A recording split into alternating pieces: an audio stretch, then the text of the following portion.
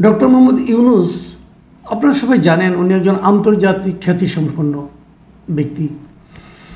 সারা দুনিয়ার মানুষ ওনাকে চিনে, সারা দুনিয়ার মানুষ ওনাকে ভালো মানুষ হিসেবে চিনে, শান্তিপূর্ণ মানুষ হিসেবে চিনে, যোগ্য মানুষ হিসাবে চেনে। কিন্তু আমাদের এই জাতি ওনাকে কীভাবে চিনতেছে প্রতিদিন। আমি আজকেও ওনার একটা ইন্টারভিউ দেখলাম লন্ডনের দ্য গার্ডিয়ান মিডিয়াতে। দ্য গার্ডিয়ানে উনি অনেক কথা বলেছেন, কারণ আমরা কিন্তু এর আগেও দেখেছি। প্রায় এর আগের সপ্তাহ আমরা দেখলাম আরও একটা ইন্টারন্যাশনাল মিডিয়াতে ডক্টর ইউনূস ইন্টারভিউ দিয়েছেন। এবং আপনারা জানেন যে আমাদের দেশীয় মিডিয়াগুলোর চেয়ে বাইরের মিডিয়ার সঙ্গে কথা বলতে উনি বেশি স্বাচ্ছন্দ্য বোধ করেন, পছন্দ করেন। এর একটা কারণও আছে, কিন্তু কারণটা হলো এই, উনি জাতীয়ভাবে ওনার কি ইমেজ, সেই ইমেজ সম্পর্কে আমার আপনার মোটামুটি একটা ধারণা আছে। আমরা তো দেখছি, আমরা প্রতিদিন পথ চলতে যেয়ে, বাজার করতে যেয়ে, রাস্তায় নিরাপত্তা ঝুঁকিতে পড়তে পড়তে প্রতিদিন আমরা কিন্তু ডক্টর ইউনূসের সক্ষমতা, যোগ্যতাকে কিন্তু বিচার করার সুযোগ পাচ্ছি। কিন্তু আন্তর্জাতিক মিডিয়ার খবর কী? কাজে উনি আন্তর্জাতিক মিডিয়াতে বেশি বেশি থাকতে চান এই কারণে যে উনি তাদেরকে সন্তুষ্ট রাখতে চান, উনি বোঝাতে চান উনি কতটা ভালো করছেন কি করছেন না। কারণ আন্তর্জাতিক মিডিয়ার দেখার ক্ষমতাটা কী, তাদের কিন্তু লোক আছে এই দেশে, তারা নানাভাবে এই দেশের খোঁজখবর নেয়। কিন্তু তারা তো আর আমাদের মতো প্রতিদিন কারণ বাজারে যায় না অথবা কাঁচা বাজারে যায় না, তাই না? তারা কিছু কিছু খোঁজখবর নেয় এবং নিজেরা এসে একটা ইন্টারভিউ করে এবং বিভিন্ন প্রশ্ন করে, যে খোঁজখবরগুলি পায় তাদের প্রতিনিধির মাধ্যমে, সেগুলি প্রশ্ন আকারে সাজিয়ে তারপর তারা ইউনূস সাহেবের ইন্টারভিউ নেয় এবং সেই ইন্টারভিউ ইউনূস সাহেব ওনারা যুক্তি দিয়ে বোঝান এবং বোঝানোর চেষ্টা করেন দেশের অবস্থা কী। এবার যে ইন্টারভিউটা হয়েছে এটার উপর ভিত্তি করে একটা রিপোর্ট গার্ডিয়ানে প্রকাশিত হয়েছে আজ, এবং সেটা লিখেছেন হান্না এলিস পিটারসন। উনি কী লিখেছেন এবং সেটা নিয়ে আজকে আমি মূলত আলোচনা করতে চাই। এই ইন্টারভিউতে ডক্টর ইউনূস যে কথাটা বলার চেষ্টা করেছেন সেটা হলো, দেশটা একদম ভেঙে চুরে শেষ হয়ে গিয়েছিল, এটা গাজার মতো অবস্থা দাঁড়িয়েছিল। গাজায় যেমন ইসরায়েলি সৈন্যরা সমস্ত ভবন টবন সব ভেঙে গুড়িয়ে দিয়েছিল, এখানে হয়তো ভবনগুলি গুড়িয়ে দেওয়া হয়নি, কিন্তু হাসিনার শাসন আমলে, হাসিনার যে কুশাসন, সেটার কারণে আমাদের এখানে প্রত্যেকটা প্রতিষ্ঠান ভেঙে গিয়েছে। অর্থনৈতিক প্রতিষ্ঠান, আইন শৃঙ্খলা প্রতিষ্ঠান, বিচার বিভাগীয় প্রতিষ্ঠান, সবগুলিকে শেখ হাসিনা ভেঙে দিয়েছে। এবং এই যে ভেঙে টুকরো টুকরো করে দিয়েছে, সেই টুকরোগুলিকে একত্র করে ডক্টর ইউনূস এখন সেগুলিকে একত্রিত করে আবার দাঁড় করানোর, আবার শক্তভাবে দাঁড় করানোর চেষ্টা করছেন। এই যে কথাটা আমি বললাম ওনার বক্তব্য থেকে, শুনতে কিন্তু খুব ভালো শোনায় যে আসলেই তো শেখ হাসিনা সব ধ্বংস করে দিয়েছিল। সেই ধ্বংসস্তূপের উপর দাঁড়িয়ে সেই ধ্বংসপ্রাপ্ত টুকরো টুকরোগুলোকে একত্রিত করে উনি আবার সেটাকে একটা সুনির্দিষ্ট এবং ভালো চেহারায় আনতে চাচ্ছেন। শুনতে ভালো শোনায়, বাস্তবিকতাই হচ্ছে। উনি কোন ক্ষেত্রটা, আপনারা বলুন, কোন ক্ষেত্রটা উনি জোড়া লাগাতে পেরেছেন? কোনটা? অথবা পারার চেষ্টা করেছেন, অথবা জোড়া লাগছে বলে আপনার কাছে মনে হচ্ছে? সম্পূর্ণ হয়তো লাগেনি, লাগা শুরু করেছে বলে মনে হচ্ছে, সেটাই কোনটা? আইন শৃঙ্খলা পরিস্থিতি কোনো নিয়ন্ত্রণ নাই, বিচার বিভাগ আগের মতোই চলছে। আগেও সরকার যেভাবে চাইতো সেভাবে রায় আসতো, এখনও যেভাবে চায় সেভাবে রায় হয়, এখনও তাই চলছে প্রত্যেকটা ক্ষেত্রে। আগেই বলে দেওয়া যায় কী হবে, সরকার যা চায় তাই হয়, সেরকমভাবেই হচ্ছে। প্রশাসন আগের মতোই চলছে, আইন শৃঙ্খলা পরিস্থিতি আগের মতোই চলছে। আগেও যেরকম ওই একজনের একটা মামলা দেওয়া হতো, 200-300 আসামি হতো, এখনও একজন 200-300 আসামি হচ্ছে। কারোর বিরুদ্ধে অর্থের অভিযোগ, তাকে দেওয়া হচ্ছে হত্যা মামলা, সে এখন হত্যা মামলা নিয়ে ঘুরতেছে। দেশেই ছিল না, সেও হত্যা মামলায় আছে, জানেও না সে তার নামে যেটা হত্যা মামলা আছে। এরকম অনেক ঘটনা কিন্তু এখন চলছে। তো উনি কী করতে পারছেন সেগুলি নিয়ে আলোচনা অনেক কিছু হয়েছে, আমি অতগুলি পড়ব না। আমি এখানে কয়েকটা জায়গায় আমি আপনাদেরকে একটু আলোচনা করতে চাই। যেমন উনি করেছেনটা কি দেখুন, অনেকগুলি পুলিশ কর্মকর্তাকে বিদায় করে দিয়েছেন, খুব ভালো করেছেন। এরা শেখ হাসিনার বশংগত ছিল, 15 বছর ক্ষমতায় ছিল শেখ হাসিনা, তো থাকবে, এটাই খুব স্বাভাবিক। তো বাদ দিয়ে দিয়েছেন। পুলিশের মধ্যে একটা আতঙ্ক তৈরি হয়েছে এবং সেই আতঙ্ক কিন্তু তারা এখনও কাটিয়ে উঠতে পারে নাই।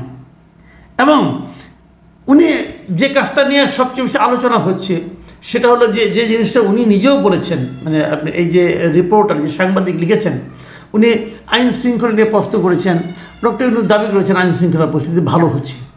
তারপরে উনি আবার লিখেছেন একটা জায়গায় রিপোর্টার, সেটা কী লিখেছেন শুনুন। উনি লিখেছেন, ঢাকার রাস্তায় হাঁটলে মনে হয় দেশটি এখনও এক অস্থির অবস্থায় রয়েছে। এটা কিন্তু ওই রিপোর্টারের মন্তব্য। তাহলে ঢাকার রাস্তায় হাঁটলে দেশটাকে অস্থির মনে হয় কেন? এই অস্থিরতার থেকে সেটাকে সুস্থির পরিস্থিতিতে আনার দায়িত্বটা কার ছিল? ডক্টর ইউনূস সেই দায়িত্বটা পালন করতে পারে নাই। এটা আপনি যেভাবে বুঝি ওই রিপোর্টারে কিন্তু সেভাবেই বুঝেছেন। এবং উনি আবার এটাও বলেছেন, যদিও ইউনূস এখনও ব্যাপকভাবে সম্মানিত, তবে তার শাসন ক্ষমতা এবং প্রতিশ্রুত সংস্কারের গতি নিয়ে প্রশ্ন উঠেছে। মাথায় রাখবেন, রিপোর্টার নিজেই বলতেছে যে উনি এখনও ব্যাপকভাবে সম্মানিত, আসলে সম্মানিত। দেশের প্রত্যেকটা মানুষ ইউনূস সাহেবকে মোটামুটি সম্মানই করেন, কিন্তু মনে হচ্ছে কি তার শাসন ক্ষমতা এবং প্রতিশ্রুত সংস্কার, মানে যে সংস্কারের প্রতিশ্রুতি উনি দেশবাসীর কাছে দিয়েছেন, তার যে গতি সেটা নিয়ে প্রশ্ন উঠেছে। মানে যেভাবে সংস্কারটা হওয়ার কথা ছিল সেভাবে ওনারা করতে পারেননি। এরই মধ্যে 7 মাস পার হয়ে গেছে। 7 মাস উনি কতটুকু কী করতে পেরেছেন? বলতে গেলে কিছুই করতে পারেননি। এবং এই জিনিসটা কিন্তু ওই রিপোর্টার আবার বিএনপির নেতাদের ইন্টারভিউ নিয়েছেন এবং বিএনপির নেতারা কিন্তু একই কথা বলেছেন। যেমন আমির খসরু মাহমুদ চৌধুরী কী বলেছেন? তিনি বলেছেন, এই সরকার শুধু একটি অন্তর্বর্তীকালীন ব্যবস্থা হিসেবে ছিল, এখন কেউই দৈনন্দিন ভিত্তিতে জবাবদিহি করছে না এবং তাদের রাজনৈতিক গুরুত্ব, ম্যান্ডেট ও সংস্কার বাস্তবায়নের জন্য জনসমর্থন নেই। এখানে জনসমর্থন থাকার প্রশ্নটা উঠছে কেন? তাহলে কি ইউনূস সরকার নিজস্ব কোনো রাজনৈতিক ম্যান্ডেট বাস্তবায়নের চেষ্টা করছে অথবা সংস্কার বাস্তবায়নের চেষ্টা করছে? আমির খসরু মাহমুদ চৌধুরী কিন্তু এটাও বলেছেন যে তারা যদি কোনো সংস্কার বাস্তবায়নের চেষ্টা করে সেই জন্য জনসমর্থন তাদের প্রতি নেই। যদি না থাকে তাহলে ওনারা কীভাবে এটা করবেন? গার্ডিয়ানের রিপোর্টার এখানে ওয়াকারুজ্জামান সাহেবের যে বক্তব্য সেটাও তুলে এনেছেন, যে ওয়াকারুজ্জামান সাহেব যে বলেছেন দেশে একটা অরাজক অবস্থার মধ্যে আছে এবং এটা যদি অব্যাহত থাকে তাহলে দেশের স্বাধীনতা সার্বভৌমত্ব ক্ষুণ্ণ হবে। এই প্রশ্নটা কিন্তু উনি ডক্টর ইউনূসকে করেছেন, যদিও ডক্টর ইউনূস এটাকে সম্পূর্ণভাবে অস্বীকার করেছেন। এবং প্রশ্ন উঠেছে, রিপোর্টার বলছেন এই কথাটা, যে প্রশ্ন উঠেছে যে অনেকে নাকি তার কাছে বলেছে যে সেনাপ্রধানের ওই বক্তব্য থেকে এমনটা মনে হতে পারে যে একটা সামরিক হস্তক্ষেপের ইঙ্গিত এটা হতেও পারে। তাহলে ফলাফলটা কী দাঁড়ালো? এই ইন্টারভিউর একটা বড় অংশ ধরে ডক্টর ইউনূস কেবল শেখ হাসিনার শাসন কত খারাপ ছিল, শেখ হাসিনা কত খারাপ ছিলেন, তার পরিবারের লোক কত খারাপ ছিল সেগুলি বর্ণনা করার চেষ্টা করেছেন।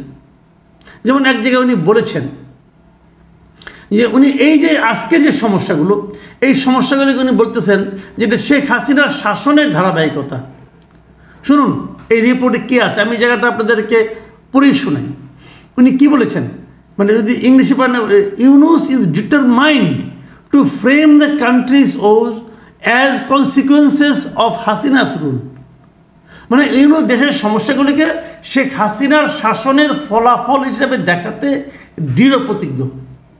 এবং তিনি কি বলেছেন, শেখ হাসিনার শাসন কোনো সরকার ছিল না, এটি ছিল একটি ডাকাতের পরিবার। উপর মহলের আদেশ পেলেই কাজ হতো, কেউ সমস্যা সৃষ্টি করছে তাকে আমরা গায়েব করে দেব, নির্বাচন করতে চান আমরা নিশ্চিত করব যে আমরা সব আসনে জিতব, টাকা চান ব্যাংক থেকে $10 লাখ নিন, যা আর ফেরত দিতে হবে না। এই যে কথাগুলো, এগুলো টোটালি শেখ হাসিনার পরিবার, শেখ হাসিনার অযোগ্যতা, এগুলিকে ডিফাইন করার চেষ্টা করেছেন। তো এগুলোর তো প্রয়োজন নেই। মানুষ কখন অন্যের দোষগুলি ধরার চেষ্টা করে? যখন নাকি সে নিজে ভালো কিছু করতে না পারে। নিজে যখন ভালো কিছু করতে না পারে সেটাকে ঢাকার জন্য অন্যের দোষগুলো খুঁজে বেড়ায়। আমরা তো ডক্টর ইউনূসকে এই কাজে বলি নাই ভাই, অন্যের গীবত করে লাভটা কি? আপনি আপনার কাজগুলি করেন, আপনি দেখান। আমি পুরো ইন্টারভিউতে আমি ডক্টর ইউনূসের এই পর্যন্ত একটা জায়গায় দেখতে পেলাম না, একটা বাক্য পেলাম না যে বাক্যটা পড়লে মনে হবে আপনার যে উনি এই সাফল্যজনক কাজটা করেছেন, মানে দেখানোর মতো কিছু করেছেন। আমি পুরো ইন্টারভিউ পেলাম না। করতেছি, করার চেষ্টা করছি, ধ্বংস করে দিয়েছিল, ওটাকে একসঙ্গে জোড়া লাগানোর চেষ্টা করছি, অর্থনীতিকে উন্নতি করার চেষ্টা করছি, চেষ্টা করছেন। এমনকি $17 বিলিয়ন নাকি বিদেশ থেকে উদ্ধারের চেষ্টা করছেন। 7 মাসে তার একটা পয়সা আসছে? 7 মাসে কোনো দেশ থেকে একটা পয়সা ফেরত দেওয়ার কথা কোনো প্রতিশ্রুতি পাওয়া গেছে?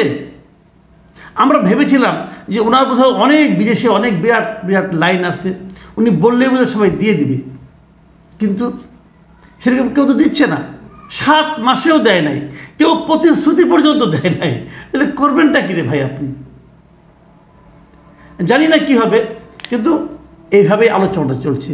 প্রিয় দর্শক, আমরা ডক্টর ইউনূসকে অনুরোধ করব যে আপনি শাসন করছেন, আপনি এমন কিছু বলুন যা দেখে নাকি আমরা আশান্বিত হই। আমরা তো আশান্বিত হচ্ছি না। আপনি এখনও ওই আগের যে জিনিসটা নাকি হাসিনা করতো, 15-17 বছর পরে এসে বিএনপির বদনাম করতো, আপনি ওই রকম বদনামের মধ্যে আছেন। এটাকে ইসলামের ভাষায় গীবত বলা হয় ভাই, এটা দরকার নাই। কি সমস্যা ছিল এটা আমরা জানি, নতুন কি আপনি করতে পেরেছেন সেটা বলুন। প্রিয় দর্শক, এখন এ পর্যন্তই। আল্লাহ হাফেজ।